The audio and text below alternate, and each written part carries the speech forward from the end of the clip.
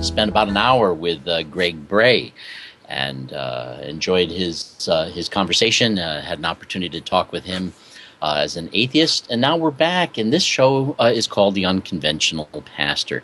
We're going to be talking from time to time about issues of faith, and as this show progresses, this being the first one, my plan is that I would hope that on Sunday evenings I will usually have some sort of an interview with someone else, a person of faith, we'll explore their own personal experience in faith in Christ. And on Wednesdays at the same time, I'll be using that time to talk about some of the issues that you people raise. And in fact, I'm looking to you very much to be the people who contribute that part of it. I don't really have a lot of different things that I'm worried about or need to talk about, but I find that when people ask me to talk about certain things, that these are the things that they find most meaningful. So I'm going to ask you to be contacting me either on Facebook or contacting the New Covenant group, texting in. We'll probably even have a number eventually that you can text in on. Really going to look to you to help me decide what topics are going to need to be addressed in that teaching time. Anyhow, I hope we still have, I'm dealing also this week without a full monitor in front of me, so I have no idea of who else is out there or what else you can see, because I'm not, I'm just looking almost into a blank screen. But I have with me tonight Mike Barden. And Mike, you're there? I am here. Thank you. Awesome. Yes. Well, you and I met, I don't know, a year or so ago, maybe even longer. Right. On Facebook. And online. And you and I have a lot in common. We both operate recording studios. We're both musicians, and we both have fun. Right. I've been actually a little bit amazed at like how many similarities there are. I kind of feel like, you're a little bit the same as me, except just a little further down the road or something. Well, there's a lot of similarities there. A little grayer. Yeah. Right. Anyway, we're not entirely like you don't play the exact same instruments I do. Well, maybe you do, but just not with the same priority. What instruments do you play? Primarily, I'm a piano player. That's my main and most studied instrument, I guess. I've played it my whole life, and I do all kinds of different styles, and I'm prepared for any kinds of situations. But I also do play guitar, and I noticed that you're a guitar player, and that's definitely my second instrument, and I have nowhere near the amount of training on guitar. So that's always been a little bit more of a kind of a fun instrument for me. That's my a little bit more of my self-taught, more just rock and roll kind of thing. I'm the other way around. I'm very comfortable with the guitar. I've been playing it since I was 6, and when it comes to keyboards, I do play them, but I'm a hack. It's like thinking in English and speaking French if I can. Well, when it's on the piano, I'm thinking in guitar and translate it into piano right as best I can. Yeah. Well, I'm curious if you could share with our guests how did faith become a part of your life? It's been a huge part of my life in my journey, and I guess I haven't stayed on really one track for very long, I guess, and I'm definitely a seeker, definitely a searcher, and so that pursuit has led me in all kinds of different situations, kind of from one extreme to the other, and so there's a lot. How to begin? How to begin? I was raised in northern Wisconsin in a Missouri Synod Lutheran church. And that was my upbringing, and that was really my most familiar environment all the way into probably late high school. And then I started getting a little bit antsy, I guess, as many good things as there are in that tradition. There's some things that were unfulfilling to me and unsatisfying. And so I began to look elsewhere. And really kind of anywhere from kind of New Age to Worldwide Church of God and different kinds of occultism, whatever. And it went pretty fast, actually, all the way. And then when I hit college, I kind of started interacting with the secular philosophy for the first time in my life. And I actually kind of quickly became an agnostic all the way right away in college. To the point of almost being an atheist, very skeptical about God and about the Bible having any sort of real value toward life. Then I had a kind of a really huge experience right at the end of my undergraduate work, and it was kind of through a friend of mine. I guess it's very hard for me to explain, but something kind of big happened and sort of opened my eyes back up to that God might be really real. And that really became a turning point. I guess I consider that my real kind of conversion, where for me this was before the it was real just deal. Kind of social history and ideas and traditions, and then now it suddenly became potentially personal. Yeah, intensely personal, and so much to the point that I really became one of those radical converts. And in fact, the denomination that I was affiliating with at that time, United Pentecostal Church, is kind of considered on the fringe of Pentecostal denominations, and considered by some to be a cult because of some of their theology. But that was it, and so I was like full blown. And I guess for me, I like to just jump in with both feet. I want to kind of learn as much as I can. I guess I want the theology to make sense. I want everything to kind of make sense. I suppose that at first, then, that theology did make sense, but the more you got into it, no doubt some serious questions arose. Yeah. I mean, think about what you were already telling us, that this came out of a time of really wide and broad exploration, and then settling into something. So you basically went through a couple of shifts.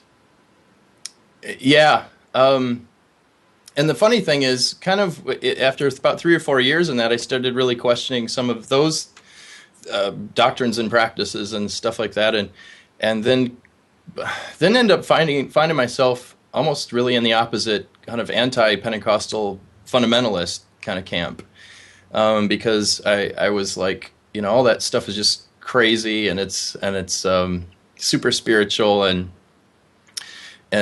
more psychotic in nature. So I kind of went more toward the academic side of things. Right. Yeah. So that's very wide and broad. So you're giving it all a lot of. I think that speaks to the desire of exploration. And by the way, in listening to your music, I think I see the hints of your exploration actually in the music I've heard you do. In that, not all musicians that I listen to seem to play. A lot of very competent musicians will play stuff that works, but when I've heard some of your stuff, I can hear that you're really expressing something, and so I think I can even see that in your music. I guess. Well, I appreciate that. I mean, music it's been a central part of who I am, and that's been almost an undeniable part of who I've been for my whole life. And I think I have been probably just as wildly curious about music too. So I'm not just content to settle into one genre. I was raised on classical, but then I really needed to learn jazz, and so then I spent years studying jazz. But at the same time, I like on the guitar side of things, I like rock, I like hard rock, and I like techno, and I like even what I play right now. I'm in a jazz band with my wife. I'm in a classic rock band with my wife. I just spent the last week doing all classical accompaniments for opera singers and things like that. Yeah. And then I also have a classic rock party band that I'll be playing Highway to Hell with late on a Saturday night in a bar. So, yeah, Yeah. I think that's kind of part of I guess, my inner diversity or whatever. I got my phone is ringing. I need to make that Oh, silent here. The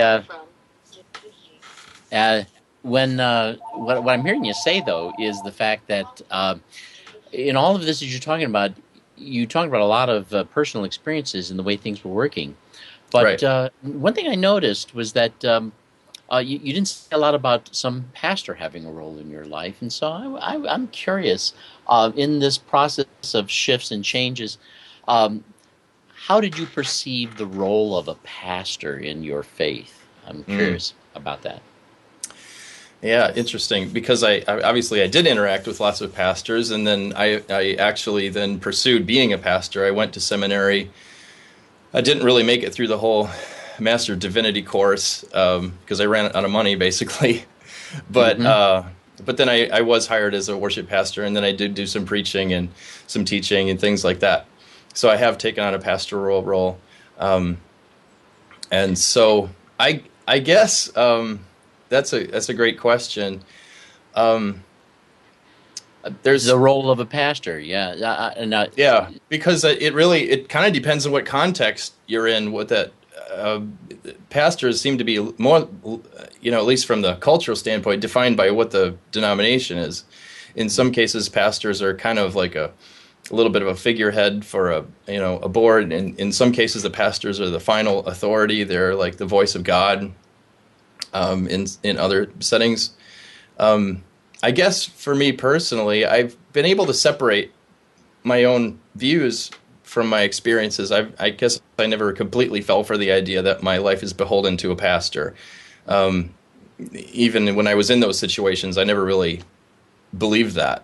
I always believed that pastors, what they are, there's just shepherds. There's somebody who kind of keeps an eye over things, somebody that is kind of just looking out for the health of the people that he's responsible for. I think in the purest sense, that's what it is, and that's, I guess, what the Bible calls the gift of pastoring. And so I've always kind of believed that. I think that's probably the purest sense of what a pastor is, and I think that applies regardless. But when you go through all these different institutional settings, you see that role being really twisted into whatever the denomination says that it right, is, and yeah. so like to this day, I don't have a formal pastor position anymore. I'm an unconventional pastor, I guess, a little bit like you, because Good I for you. still communicate with people. I still, I kind of when I'm working with certain people, I keep an eye out for what's going on in their hearts and their minds spiritually, and I'm ready to be a counselor, and I'm ready to kind of be an encourager, and I want the best for them. And so I've had people since I've had that position still refer to me as kind of a pastor, and Yeah. I appreciate that, but I It's definitely don't have amazing the how much you and I end up really having in common, even more than I had been aware of. Even some of your history is similar to mine. I'm not going to go through yeah. mine while you're here, but the beginning with all the exploration and going into a rather rigid form of faith and experimenting with something that's more mystical, et Yep. cetera, et cetera. Even my sense as having been a pastor, I found myself settling into where I wanted that to be a role that rose to the occasion and then sought to be unnecessary. Yeah. Not I an think easy thing I to just see it do. as a gift, and I guess maybe the word organic is maybe getting overused these days, but I still like the word because what organic tells me is that the body kind of is what it is, and the parts of the body kind of come out the way that they're supposed to come out. And when Different skill. somebody is naturally gifted as a pastor, they're naturally going to be pastoring, and it doesn't necessarily mean running a Yeah. church. It And just one of means the kind things of taking care of that people. pastors are often uh, saddled with the responsibility is raising money. Yeah. Oh you know, yeah. you can't run an organization without certain expenses and what have Right. you. I find that now we with this show. I'm certainly not at a point where I'm going to be begging people to be sending in money. The expenses for me in doing this are going to be minimal in that a lot of even the technology that I use, I'm already using for other purposes. So it's not Right. as if, well, I got to buy the software and the cameras and stuff like that. What have you. But while I was thinking about that, there was something I also wanted to make sure that I mentioned. And I imagine you know who Kate and Johnny Brooks are, don't you? Yeah, I do. Yeah. Yeah, they're in Kenya. And one of the things that I was reading about them recently, and I wanted to mention this, is that they live in Kenya. They have a home there where they have taken on orphans, and they're hoping to raise a little bit more money to move the orphanage to this large area of land they're going to be able to get at a very decent price. And so I told Kate that during this show I would mention that. And so I'd ask a lot of people that if this is something you care about, that if you could find what they're doing. Links are on my Facebook page, if you know my Facebook page, or you can just go to Google. And if you Google a future and a hope, Kenya, you'll find Kate and Johnny Brooks and links to ways of how you can help them with that and with their fund to buy this land. This is really helping people who really need help. They're not out there building a church. They're taking care of people, and Right. and they're doing it in a Christ-like fashion and caring and compassion like that. Anyhow, I Yeah. thought in talking about pastors that and the fact that they can Yeah. be Right. troublesome. Right. I mean, I know that they're some of those people that are not really institutionalized, really in their Christian life. They're kind of out on their own. But yeah, I just love what they're doing, and Yeah. Doing what yeah, needs to be I hope. done because it needs to be done and because they can Right. do it because it's so meaningful to do it. And I've known them for a number of years, and this is the first time I've ever known them to ask for help. And so Right. it's not even one of those ongoing things. So I'd encourage a lot of people who might find that meaningful to help them out in that way if they can. Yeah, Uh, definitely. I noticed a quote from you, by the way. Yeah, see, I've been reading up on you. Okay. You once you once said, if the most obvious expressions of your faith are your doctrinal, moral, and political viewpoints, Yeah. something's wrong. Would you care to explain what you may have meant Yeah. by that? Yeah. Well, because it's partly reflective of my own life, and so I guess I speak that from experience. Um, I guess what I like to say is I've spent a long time trying to, in my pursuit of God, I've been really kind of in a lot of ways looking for the right theology, the right tradition, the right practice, the right construct, the right paradigm, to get it all to make sense. And every time I've went there, I've been really disappointed. Uh-huh. And and so that's why I've bounced around from one. I don't think my faith has been really bouncing around like a wave tossed, and like the Bible talks about. I think it's more of like I've been trying to establish my personality in my doctrine, and I see people doing that. If somebody gets really kind of sold on their particular church, or they get sold on a doctrine, or it could extend over to politics too. I mean, people kind of find their identity in that, or their faith is really about a moral stance that they've taken, like if they're pro-life or whatever it is. It might be wanting to help the poor or whatever is, and those are like all decent things to think about,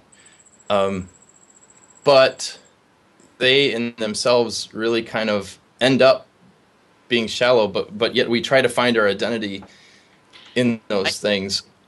I can identify with that a lot because even in my own experience, being a pastor, at first you feel responsible for rightly dividing the word of truth and Yeah, teaching absolutely. things that And the that thing are is, I so. loved all that stuff. And I love that. I found that for myself, it was very similar to what your quote here is saying, in that the way we understand our faith represents a certain form. What our faith does for us represents perhaps a certain function, Yeah. and I find these two aren't always workable. And so, what Yeah. is important? And I finally, you know, I finally saw that some of the doctrinal, moral positions, the political viewpoints, Right. were a necessary structure for me. I can't operate without any sense of them, Yeah. but they're really just a structure that serves a function that is sometimes inarticulate and far more important. And Yeah. and I think that's where I ended up. So, wow, Well, what's it's happened to me, see, like a big, I mean, I mentioned the big turning point in my life was when I felt like I was converted, and that would be like late '89. But another big turning point for me was early 2008 when I was fired from my pastoral position. That was a big deal. Like, I wasn't expecting it. I had poured my life into this particular ministry. My wife and I and my whole family, was really committed to this thing. I had raised my kids there. My wife was basically volunteering, what full year was that? time. And and then there was basically a change of the political winds, and I just kind of went out with the older model, and that again that kind of crashed my world. And so all these once again all my constructs and my framework and the things that I hung on to as far as making sense of my faith were again destroyed. Shit. Yeah. And so then what's left? And I found that all my forms of Bible study, all my forms of prayers seemed to fall shallow, and really easily I guess I could have become an atheist again. But the problem is I had already been that, and that just really didn't fly for me either. So part of what you're really saying here, it sounds to me, is that you are really talking about the fact that this shattering was for you really a good thing. Yeah, it was. But the thing is, at this point, it's so funny because I do attend a church fellowship now, but my relationship to it is very different. I treat it as kind of what it really is, which is a bunch of people that happen to believe in Jesus that get together on a regular basis and talk about it and sing about it. And that's kind of about where I leave it. And talk about it, sing about it, and then try to live it out and try to care for one another in the body. And that whole thing of this whole thing really becoming a relationship, it's really, it's for me, all the externals have stripped away. I don't really have strong doctrinal viewpoints anymore. I don't have strong political viewpoints anymore. I get kind of annoyed when people do that, but I understand. I was just as easily one of them. But I tend to find myself focusing a lot. Yeah. Yeah, right. It's just more on the see it relationship. as a developmental phase that we want to have things nailed down to the floor. And at first, it's very difficult to accept a kind of almost ethereal, formless value. Yeah.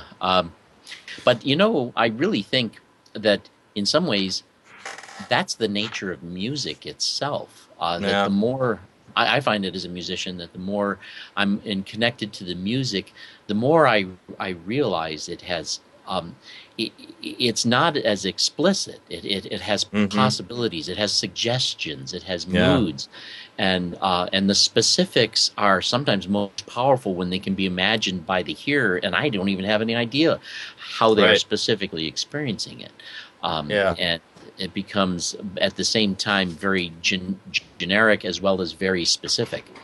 I want to switch the flavor here a little bit. Tell me about your musical influences. Who shaped your musical influence? I guess I've always been a fan of. I've always leaned toward the instrumental side of things, so I've always kind of paid attention to instrumentalists, and I guess I've paid attention to production, things like that. My earliest days were, again, growing up in northern Wisconsin, and so I didn't live in this culture of going to concerts and being in the city where you could just go do that sort of thing. So I was kind of in the land of watching Lawrence Welk with my parents, and Lots of bubbles. right, exactly. So that was kind of my upbringing. But then and then when I started taking the school bus, the bus driver was playing these 8-track tapes of like Kiss and Van Halen and AC/DC and Rush, and I really got really kind of hooked on that stuff Yeah. pretty early Lots of on. other stuff that wasn't bubbles. Yeah, right, exactly the opposite. And so hearing Eddie Van Halen play at the beginning of the first Van Halen album and Eruption and all that stuff, that just sort of turned a crank in me, and I had to get a guitar, and so but then I guess I've always had a little bit of a penchant for the extreme too. So it didn't take me long to kind of get over into the realm of like Frank Zappa and so some of the more extreme forms of music, You the more write some of your own the music, right? virtuoso kind of things, and Yeah. just strange, oddball. And so I kind of would turn toward guitar virtuosos, and then later on in college, I really started to like Chick Corea as a piano player, and so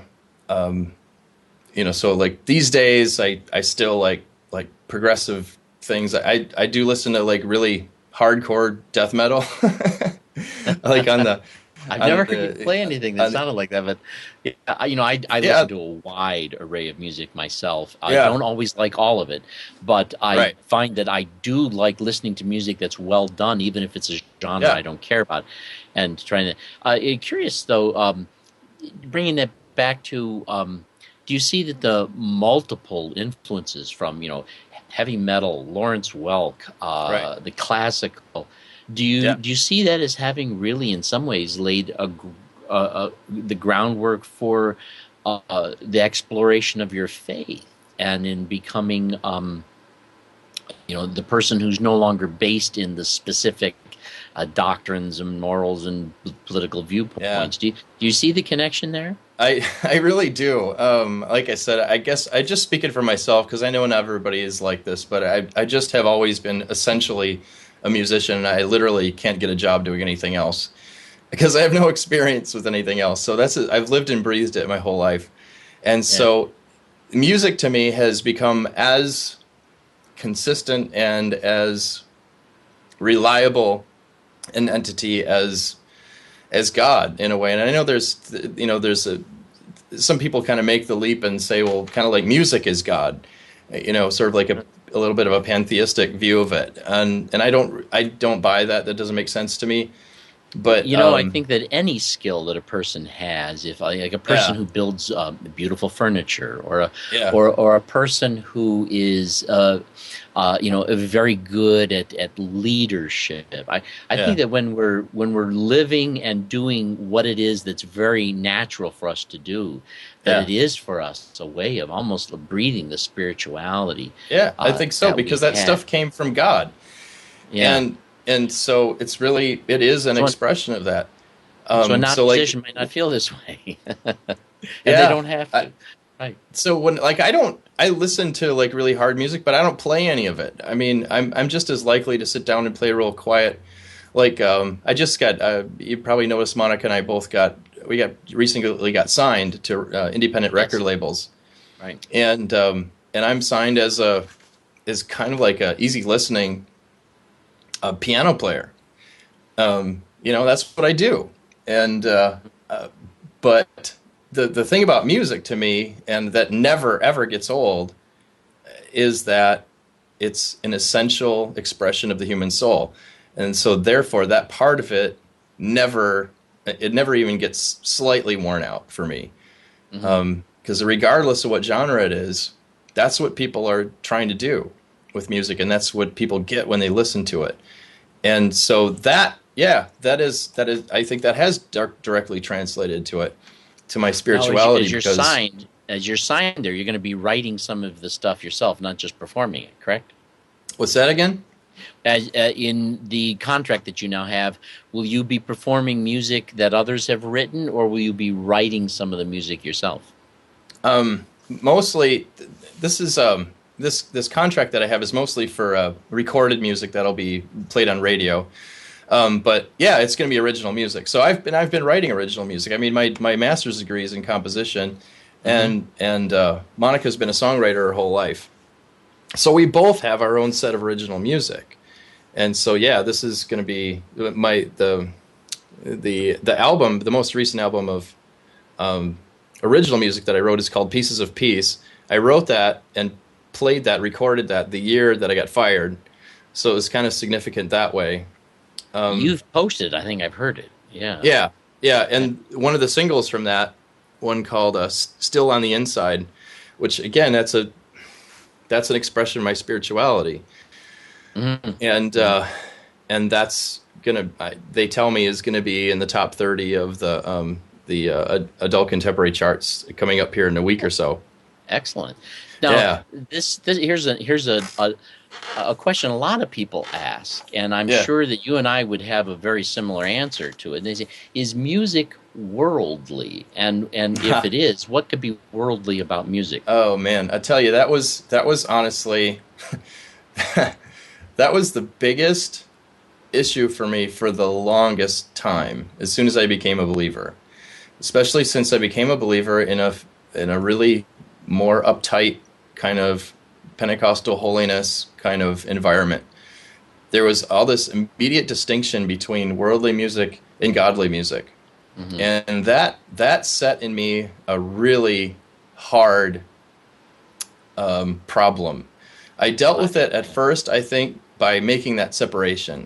I separated myself. Me too. What's that? I said, me too. I did the same thing, but as time went on. Right, but the thing is, I think you can only do that for so long before you realize that there's something really just schizophrenic about that. I over time very you just good see musical that as well. Yeah, right. It screws with your mind, and it really, in my case, I think, kind of wrecked my artistic persona for a long time, because it's like almost like you're only allowed to create music that fits the doctrine and the practices of your particular denomination. I mean, how limiting is that? And so the thing is, when I remember when I was on staff at this church, and this was not in a highly conservative church. I'm talking about like 5 or 6 years ago, maybe 7, 8. I was in an evangelical church, and I wanted to bring in some black gospel music. And so we set up a gospel choir. They brought in an African-American guest soloist, and really kind of dug into that style, because that's a style that Monica and I really liked a lot. And that was actually a part of our Pentecostal background in some of those Pentecostal black churches and stuff. And so we loved that music. But then we brought this music to this, Midwestern, Mid-Wisconsin white evangelical church. And it was amazing how many times I get really approached with the idea of this being kind of worldly, kind of like dangerous. We're kind of toying with evil here. And I bet you that out in the foyer, the cream reserved for the coffee actually turned to cheese, right? Yeah, right. Oh man, that was rough. And so actually, so part of what I'm, now that I'm kind of not in that position anymore of trying to keep those sort of people happy, it's basically racist. It's kind of really. It is, yeah. I had a very similar experience myself. I went to Bob Jones University, where when I got there, they found out that I'm a guitar player, and I was already at that point in time quite a good guitar player. Yep. And when they heard the way I played, they were very, very concerned about it. And I really wanted to be a good guy, and I actually took two of my guitars that I saw them as being just perfectly made for rock and roll and not good for much else. I decided that, well, this is bad. Then I burned them rather than sell them and give them to someone else to serve the devil with. But I went through a couple of years of real conflict about it, and I finally came to the point where I realized that music, even musical style, is extremely anthropologically arbitrary. Yeah, right. And and that a variety of different expressions can become associated with different purposes, and that we can't get too fixed on it. And when I finally was able to free myself up, I was finally able to return as a musician, able to do whatever was genuinely and authentically musically expressive. And Right. I was very fortunate. I was a chief musician in a church for 9 years where I had carte blanche. I could do anything they let me do, and it was Yeah. amazing some of the things we did. Yeah. I remember one time a pastor was preaching a message on victory and Yeah.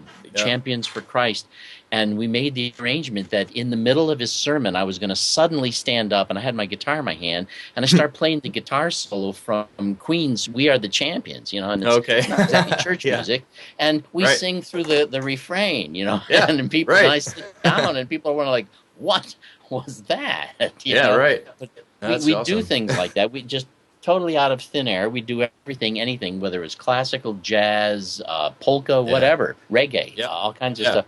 And I found that it was, to me, it was fresh, it was expressive, and Right. I felt like I finally returned to music. Right. So basically, you'd say that music is music. It's neither worldly nor it just is what music is. Yeah, I think so. I mean, right now, I mean, it's one of the most interesting dynamics I have in my life right now is that from Saturday night to Sunday morning, because my wife now is a worship director at a Right. church, Yes. a little church Yeah. that we go to, The and she weekends are loves it. busy. And she does a great job. I'm just Yeah. a volunteer, and I'm happy to be just a volunteer. I've kind of had enough of that position, I guess. And everyone can say hi to but- Monica. Oh yeah, right. She's. I'll do that. Yeah. But I also play with a band that does like rock covers. We do hip hop, and we do some country and things like that. And that band is quite the party band. That's a bar band, and the music's loud, and it's really it's a big it's a drinking party.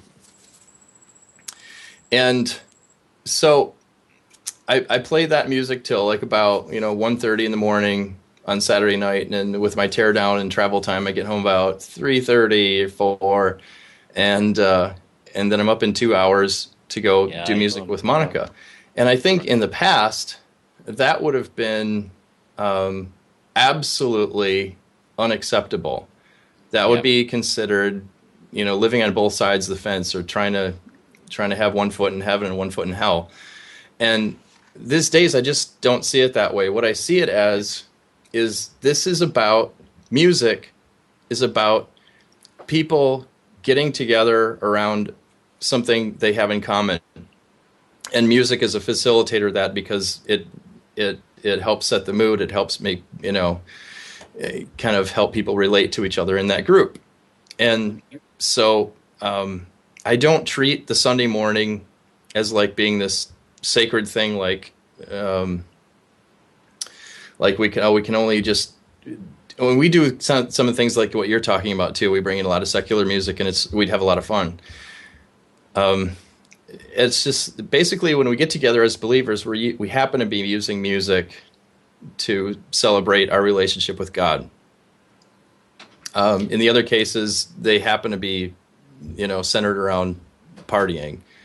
But really, music itself is playing the same role. Music is music. You and I both work somewhat in the music industry, and so we know it's not really a dirty little secret, but some people think it should be, and that is this: that the session musicians who work in the music industry are as likely to be playing on a Christian production as on a secular production, and they're the same musicians in many cases, some of the top people, and even in towns as small as where you're at, it's still the case. Musicians are musicians behind the scenes. I mean, to me, Bach, some of those old church musicians are some of the greatest examples of that. Mm-hmm. I remember seeing a movie on Bach a long time ago, and it was this one scene where he was out playing, for the party or whatever, and they looked at the time, and he had to run over and get over to play for the church service right away. You know, and What it's just about that reminded me of like that's what musicians do. been there, done that. Yeah, Yeah, yeah. right. I want to give you a chance, though. Not everybody listening is within your area, but there may be a Yeah. few people. Tell us a little bit about Muse recording. Oh, music recording. Yeah. Well, Yeah, that's the room that you see behind me. That's my recording studio, basically. I do my own stuff, but I do a lot of other people's. I'm literally available for any kind of recording project. So, bands or commercials, whatever, singers, songwriters. I do everything from when a band comes in, they know all their tunes, or they have half of it done already, and I help them mix it. All the way to somebody who is a singer and all they have is the melody of their song, and then I'll reconstruct the rest of it, and I'll play all the parts, and I'll figure out the rest of the song. and Um, it's pretty much a full service project yeah, studio. yeah, because I mean, I'm in a small town. I'm in central Wisconsin, so there's not a lot. It's not like there's a huge amount of Okay. industry going around where I have a niche. So I kind of have to be able to do everything, and so I do You pretty have a much website for everything. the studio. What's that? You have a website for the studio. Yeah, www.muserecording.com, M-U-S-E recording.com. Yeah. Yeah, so I've been and visited the site, and I remember when you were rebuilding, you built the yeah, studio what about the last few years here, yeah. and We had was the house getting a couple fire, of and session so rooms and isolation places and things like that. yeah, Yeah. it's really nice. It's really nice to work in, definitely. Now, do you getting back to the music and the spiritual end of it? Yeah. Um, did you find that the musical approach uh, to your spirituality? What are some of the things you try to communicate about the love of God, say, with music? Or I don't know if I'm relating the question well enough, but can you get what sorts of things did you do musically to try to connect what you did musically with the messages and the ideas that you were trying to express, Like in music and church particularly? or anywhere? Yeah. Yeah, right. I think again, maybe because of the way my experience was when I was converted, to me there was a lot of life in that. And again, the tradition I grew up in was pretty um, straightforward, liturgical, not a lot of anything contemporary, whatever. And again, that's great for some people and a lot of people, and that's perfectly fine. For me, it kind of represented kind of a deadness of spirit to me. And so then when my eyes were kind of opened up to how the amazingness and the pervasiveness and the power of who God is, I really it kind of that was definitely part of what I wanted to communicate. I wanted to have music that communicated that energy, that life, that excitement, that power. And so maybe that's partly why I gravitated towards some of that gospel music, that African American music, because that had that, and that was to me, that was very that was very real for me. That just wasn't a cultural, you know, affection, or that wasn't just a put on. That was real to me. And so then when I brought that stuff into, the church that I was working at, that was real to me. And I think a lot of people got that, and so that's part of it. But also, there's so many other things you can communicate in music. You can communicate beauty by with layers of instrumentation and different types of sounds, and just the way people play. There's a tremendous amount of beauty that can come out of music. There's peace that can be communicated with music. I think with my piano music in particular, that's one thing I've always really kind of focused on, even with the titles that I use. and things like that, and just the nature of what a solo piano sounds like. There's a Speaking of a solo piano, you have one yeah. there. Could you play us something? Yeah, I Just a can. little something, sure. This is it'll be how about this is not a spiritual tune, but Do maybe it whatever you all is like. I spiritual, played a right? Beatles song when they had me on. Yeah, right. This is I guess I like this song a lot, so I'll just play this one. It's Georgia on my mind. Yeah, When it's can you hear this? Okay. sure. Okay.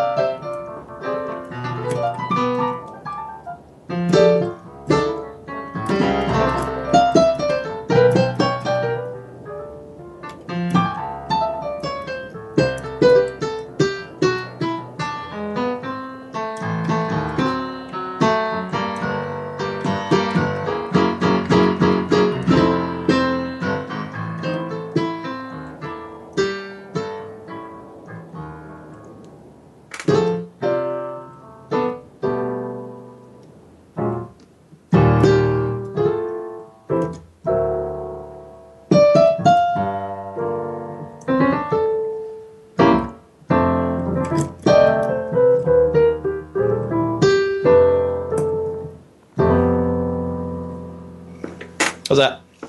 Oh, that was awesome. Yeah, when are you moving to Binghamton? I like Yes, that well, song. very, very expressive too. Yes. Yeah, Uh, it's been a part. That's really music is a way that in a way better than words or whatever. it's a My, native my language. my Yeah. wife has kind of observed too that even like conversational, I may not be the most outgoing or whatever, and sometimes come off as being a little stoic in my personality. But in a way, that's a lot of where I can express myself. So Yeah. Well, we're coming pretty close to the end of this hour. I do yeah, want to thank you so much for sharing. part of what my hope and goal was, and I think we reached it, was I wanted people to see that, just ordinary people as they seek to be who and what they are, whatever walk of life they're in, that their trek of faith is something that comes for them, something which is, although I think you've gone through that process of trying to make it something very specific and discovering that doesn't work, and Yeah. turning it into a real journey. Now, how old are you now, Mike? I'm 44. You're still a young guy. But I, That's nice to hear. yeah, yeah, I envy you. No, I like being where I'm at. I don't want to go back and do 44 again. Yeah, But right. that means that you're not done going through the changes. Yeah, right. Very Do much. you suspect any particular changes in your thoughts or in your beliefs that you perceive coming on? Oh man. You know, And I don't want to I get you in trouble with the church. yeah, right. No, I wouldn't because the people that I'm with are great. You know, they're all for exploring and talking and being open. So I'm not worried about that. But um, no, I have honestly no idea. I guess I've learned to not even predict. Because every time I think it's going to be something, it kind of gets cracked apart and it ends up being something else. But I think, I guess people that have been through what I've been through, some of them have kind of gone in a more of a, some of them have gone and become basically kind of agnostic atheists. I think that's not going to be for me because I kind of already been there and done that, and I kind of see a lot of weaknesses in that as well, and some things that don't add up for me. Um, a lot of people that I associate with are kind of have become universalists, um, and of course, as you know, that means about 100 million different things. There's really Yeah, no such thing it does. as like one universalist idea, anyways. Um, but it's definitely got me thinking a lot more about the nature of humanity and what salvation really is, and how does this relate to people who just aren't believers, period, and probably in this lifetime will never be believers. Those are things that I'm still kind of wrestling through and thinking about. But where that leads me, like I said, I kind of have learned at this point in my life that I have to just walk this and just see where it goes. Mhm. Very good. Very good. Yeah, you got to be who you are, where you are, and you'll Yeah. get where you're going when you get there. Right. And that's part of why I can't get, as frustrated as I might get with people that are more fundamentalist or more strident. It's like, it's tempting to get really angry, but it's like, I just did the same thing, you know? So it's, um, Yeah. but, Well, but, when you get older, you'll even find it's fun to get angry right. Yeah. Well, I do want to say though that first of all, I think having the show is great. I'm really glad and honored that you even asked me to be on it. And I was really privileged to be your first victim here. Yeah, well, But thank you it's so much for taking the time and even sharing some of the amazing talent you have in expression of music. It is for me very much a secondary language, or almost my primary yeah, language too. So I right. relate to it well.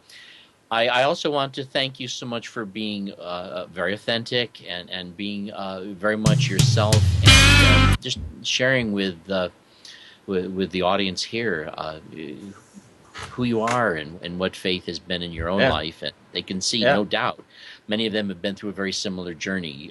You and I right. are not just like each other; we're also a lot like a lot of the other people who may be Yeah, listening. So yeah. we're really coming in on the end here, and I'm not sure Hmm. when Joey is going to be pulling the plug. So Okay. let me just ask you if there's anything you'd like to say in closing. It's coming soon, he says. Yes, anything you'd like to say in closing? Um, no, just I appreciate the opportunity, and if people want to contact me on Facebook if they have more questions, I would love to have the opportunity to talk more at length. If Sure. somebody's struggling through stuff, I'd be happy to talk about it. Yeah. Mike Barden. Mike Barden, and it's Mike Barden. This is the way they find you on Facebook. And Yeah, Mike Barden. just as we're getting to close, I'll mention one more time if people would think about Kate and Johnny Brooks, and you Yeah. can Google A Future and a Hope Kenya, or even find it on my Facebook page. And if that's something that you feel you could contribute to, go ahead and do that. I think that that would be awesome. Yeah, absolutely. Let me just wrap it up here. I got, what, about 20 seconds, Joey? Is that right? Oh, okay. Well, Yeah, all right. okay. Very good. Okay. Well, we'll see people here next week with another guest, and I'll see you guys on Wednesday. All right, thanks.